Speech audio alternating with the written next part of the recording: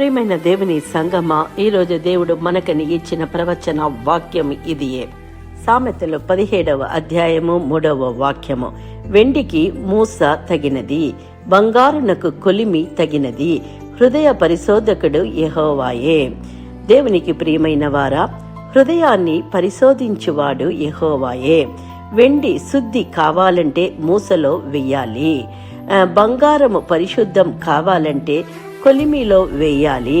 అదేవిధంగా మన హృదయం నిజంగా ఎలాగ ఉందో మనుషులు పూర్తిగా తెలుసుకోలేరు, కానీ మన దేవుడు హృదయాన్ని పూర్తిగా పరిశోధిస్తారు.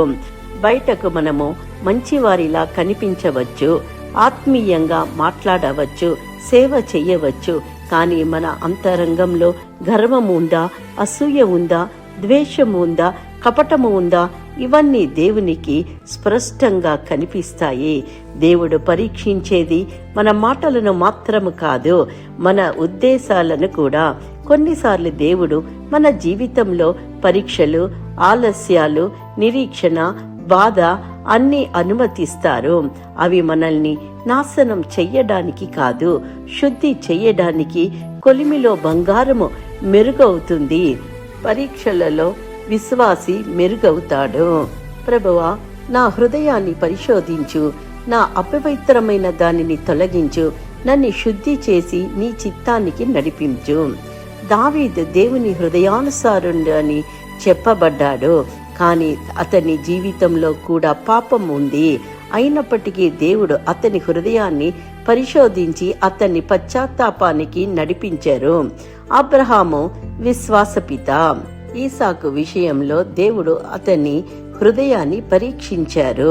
దేవుడు అతని బాహ్య క్రియనే కాదు, ఆయనకు మొదటి స్థానాన్ని ఇస్తున్నారా అన్న విషయాన్ని కూడా దేవుడు పరీక్షించారు.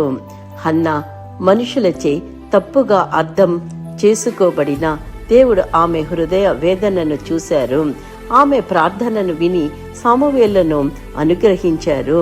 హన్నా తన హృదయంలో మాట్లాడుచుండెను, ఆమె పెదవులే కదులుచుండెను, కానీ ఆమె స్వరం వినబడలేదు.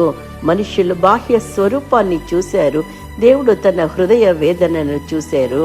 పేతురు యేసుని ప్రేమించెను, కానీ బలహీనతలో ఆయన నిరాకరించాడు.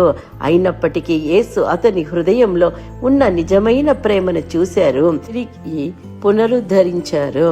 ప్రభువా, నీవు నా సమస్తమును ఎరుగుదవు, నేను నిన్ను ప్రేమించుచున్నానని నీకు తెలియను. మనము తప్పిపోయినా దేవుడు మన హృదయ స్థితిని చూసి తిరిగి లేపగలరు.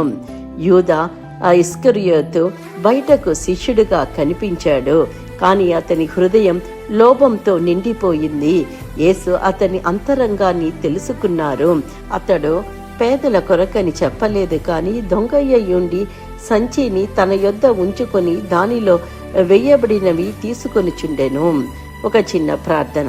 ప్రియమైన సహోదరి, సహోదరుడా, ఈ వాక్యాన్ని వింటున్న మనతో దేవుడు ప్రవచనపూర్వకంగా మాట్లాడుతున్నారు.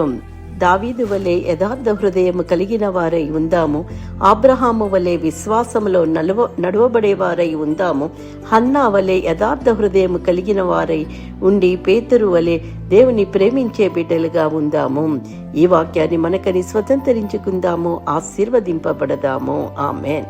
Please like, comment and subscribe. Thank you.